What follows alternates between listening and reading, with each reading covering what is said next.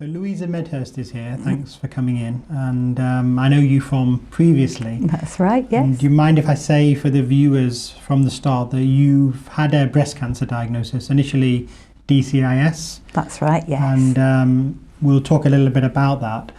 Let me ask you at the start, were you well prior to the diagnosis? Were you well in yourself? Yes. I'd had an unrelated problem with my hip, but in my general health was pretty good, yes. Yeah. I had no reason to suspect that anything was wrong, so it all came as a surprise. What was the first sign then? The first sign actually was in September 2009. I had some slight bleeding from my right nipple, which I went and had checked out and was immediately referred to the Glenfield. Because I was the late 40s at that time, it was deemed to be hormonal. So, and I was thoroughly checked out with a mammogram, ultrasound and a physical examination. And so I went away and everything seemed fine until about, the end of 2010, I noticed that there was some thickening in the right breast. Initially, I wasn't alarmed because by then I was 49. A few of my friends were having similar breast pain and we sort of thought, oh, well, it's puberty in reverse. So eventually I did go and see my GP.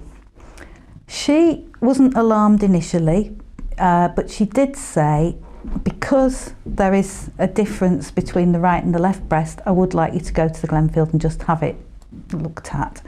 If anything, just for your own peace of mind, which is what I did. So after that point where you'd received that initial information, what was the next step? The next step, I was, within the 2 weeks, I had a letter to attend the Glenfield unit, an evening appointment. I think it was a backlog of GP referrals. John, my partner, was going to come with me, but I was so nonchalant about the whole, so complacent. I actually said, no, it's a nice evening, go and have a drink at the pub. So off I went and I waited quite a lot, because there were quite a few people there. Eventually had another mammogram and an ultrasound, and it was only during the ultrasound the alarm bells rang, because I actually underwent a core needle biopsy and an axilla biopsy.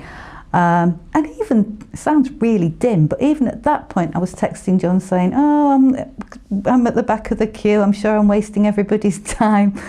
And I was seen last by one of the senior consultants. He asked me to talk through why I was there, so I explained it's my age, this thickening has appeared, and I'm putting it down to premenopausal symptoms. And he was very nice, examined me and said, yeah, that's all true, yes, you're right about that, but we found 4 suspicious lumps and we want you back on Monday with your partner, which was a bit wow. And I sort of knew by then, because there was a period of about 10 minutes while I was in the waiting room before seeing the consultant, and he came in with a breast care nurse. Now, I did hear them whispering, and I thought, this didn't happen in September. And I'd also been asked during the ultrasound, have you come on your own?